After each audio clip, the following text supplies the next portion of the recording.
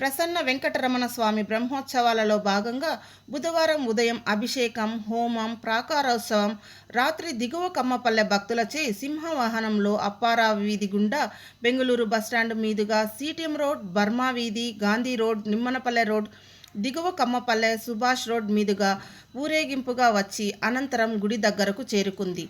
దిగువ కమ్మపల్లె భక్తాదులు కోలాటాలు, బలారీ డ్రమ్స్, చెక్క భజన, బ్యాండ్ మేళాలతో, మంగళ వాయిద్యాలు, దేవరెద్దులతో ఊరేగింపుగా తీసుకొచ్చారు. ఈ కార్యక్రమంలో BJP Harigupta, Gangarapu Naveen Kumar, MCTV Ravikanth, Rambabu, Hari, Shankar, SLT Raghu తదితరులు పాల్గొన్నారు.